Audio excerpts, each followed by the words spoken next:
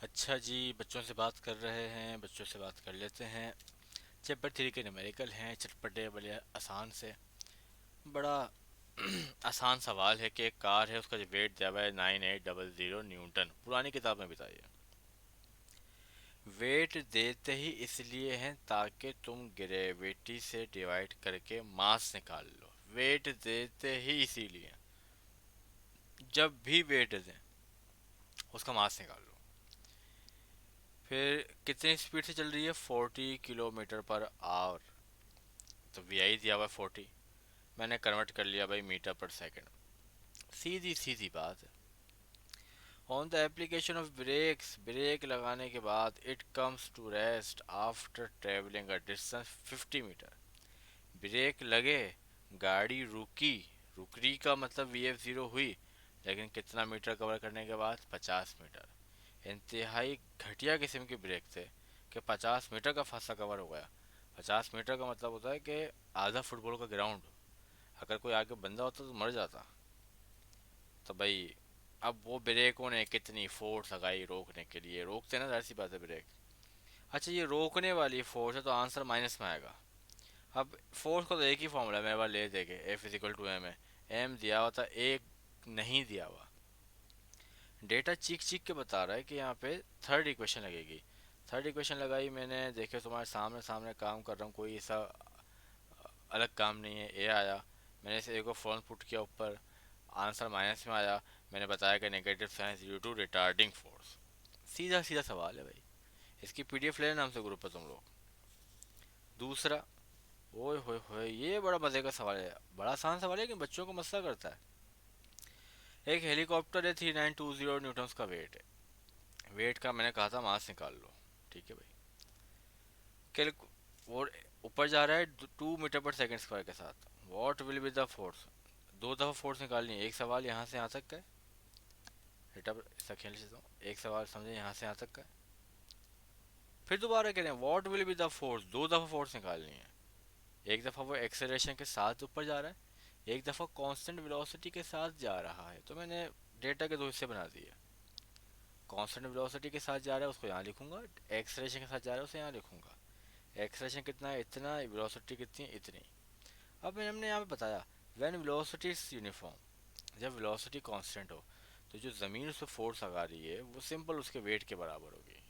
यानी वेट कोई फोर्स ही कहते हैं जो ज़मीन से लग रही हो। 3920 न्यूटन, डायरेक्ट आंसर, सीधा सीधा। जब एक्सलेशन के साथ जा रहा हूँ, या पुरानी किताब में एलिवेटर के केस होते थे, वहाँ हम बताते थे, सिखाते थे बच्चों को ये फॉर्मूला कैसे बना। लेकिन अब तो हम वो चैप्टर हटा दिया, ग्रेविटेशन का चैप्टर हटा दिया।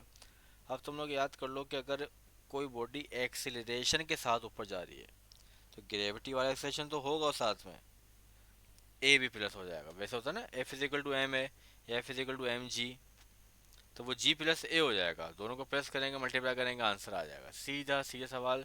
बोर्ड के पेपर में 2012 में आया था ये सवाल। ठीक है भाई, अच्छा सवाल है, बहुत काम का सवाल को देख लेना अच्छे से। फिर तीसरा सवाल ले देखे, तीसरा सवाल। 100 ग्राम bullet is fired from 10 kg। अच्छा, इसमें एक लफ्ज़ है रिकॉइल।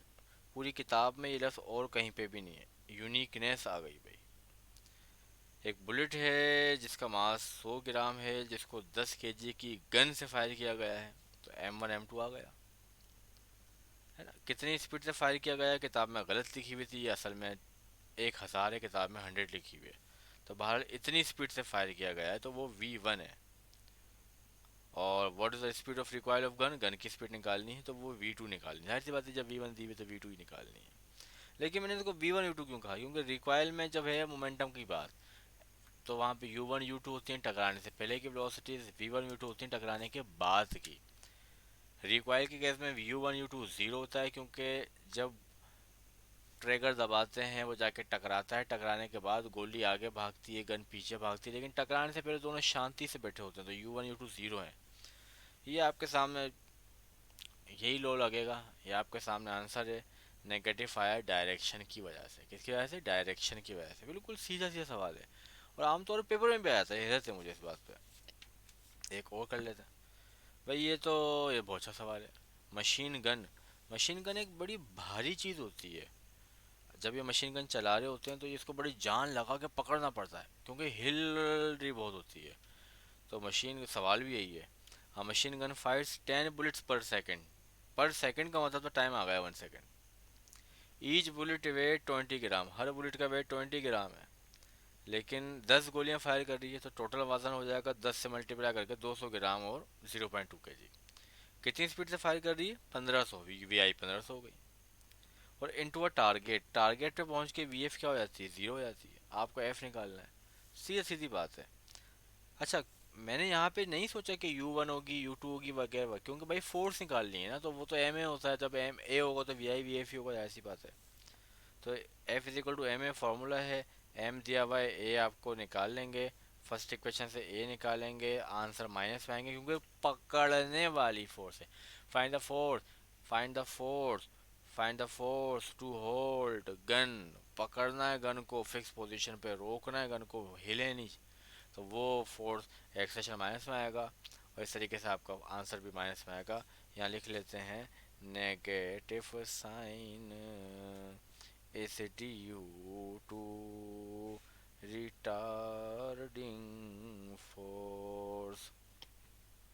अच्छा, किताब एक इजाफा करती है, किताब कहती है इसके बाद दोबारा आंसर लिखो माइनस हटा के, क्योंकि माइनस की तो वजह बता दी ना आपने। तो किताब के आंसर में आमतौर पर माइनस नहीं लिखा होता। तो परेशानी नहीं है बेटा, जब माइनस का आंसर है बस वजह लिखो, वो एक ही बात होती है। सही है। ये हो गया चौथा सवाल। चौथा सवाल हो गया भाई, चौथा सवाल हो गया। ये पांचवा सवाल, इस चैप्टर का सबसे इम्पोर्टेंट सवाल यही है। इसकी अलहदा से वीडियो इसी प्ले लिस्ट में आपको मिलेगी, तो लास्ट में देख लेना, क्योंकि वहाँ डायग्राम बना के समझाया हुआ है सवाल। ठीक है भाई, लास्ट में सबसे इम्पोर्टेंट सवाल ये है, सवाल नंबर 5, आ 50 ग्राम बुलेट। इस चैप्टर का सबसे इम्पोर्टेंट सवाल ये है। फिर सुन लो मेरी बात, काम आएगी बेटा बाद में। उसके बाद तुम एक सवाल करोगे, elastic collision in one dimension, उसकी डेरिवेशन होगी, उसके फॉर्मूले बनेंगे। V1 का ही बनेगा, V2 का बनेगा। ये सवाल दरअसल उस टॉपिक का है। यहाँ लिखा हुआ है ना, सवाल पढ़ लो एक दफ़ा, सब समझ आएगा। दो बॉलें हैं, इलास्टिक कोलिजन हो रही है, तो इलास्टिक केस हो जाएगा भाई। तो दोनों मासेस आ गए M1 M2। ठीक है भाई। The initial velocity of first ball U1 आपको दे दिया, right, while second ball is at rest, वो तो रुकी हुई है, तो U2 0 हो गया। अब टकराई होंगी, टकराने के बाद क्या होगा? टकराने के बाद वाली वेलोसिटी जिनको V1 U2 कहेंगे वो मालूम करनी है। तो फॉर्मूला आप लगाओगे, V1 U2 का डिराइव किया हुआ, डेरिवेशन बनाई हुई है, उसमें आप कोई फॉर्मूला करोगे तो सीधा सीधा सवाल हो जाएगा। ठीक है भाई, बिल्कुल सीधा बच्चों वाला सवाल है। इसके बाद एक और सवाल देख लो, इसी चैप्टर का सातवां और आखिरी, एक ट्रक का सवाल है। ट्रक का वजन दिया हुआ है, मज़े की बात है। उसकी वेलोसिटी भी दी हुई है, एक और मज़े की बात है, तो M1 भी दे दिया और U1 भी दे दिया। फिर कह रहे हैं कि भाई वो टकराया एक बॉडी से, तो M2 भी दे दिया, और जो रुकी हुई थी, लिखा मैंने स्टेशनरी, तो वो तो रुकी हुई थी। इसका ताल्लुक किससे हो गया? इसका ताल्लुक किससे हो गया? फिर the truck and car move together after impact, दोनों एक साथ मूव हुए। दोनों एक साथ मूव होने का मतलब है एक ही स्पीड से मूव हुए। जब भी निकालना भी क्या, कॉमन वेलोसिटी। तो यानी कि सवाल में मैं डेटा में लिख लेता हूँ, V1 V2 जो है वो सिंपल V के बराबर है, कॉमन है ना, वो वही निकालना है। तो वही हमने फॉर्मूला लगा दिया, V1 V2 की जगह V लिख दिया, सॉल्व किया, आपके सामने आंसर है। ना हो कोई मसला है तो मुझे बता दो बेटा, कमेंट में बता देना या ग्रुप पे मैसेज पे कर देना। ये PDF अगर तुम्हें चाहिए तो मैसेज कर देना, सब मिल जाएंगी बेटा ये। ठीक है। इस तरह चैप्टर 3 के नंबर हमारे, और ये 10 मिनट के अंदर अंदर काम हो गया है। इन बातों को अच्छे से देख लेना, कोई मसला हो मुझे बता देना। अल्लाह हाफिज़, खुश रहो बेटा, अपने खर्चे पे खाओ पियो जियो, बहुत ज़्यादा पैसे कमाओ, पैसे बहुत काम की चीज़ें बेटा। ठीक है, अल्लाह हाफिज़।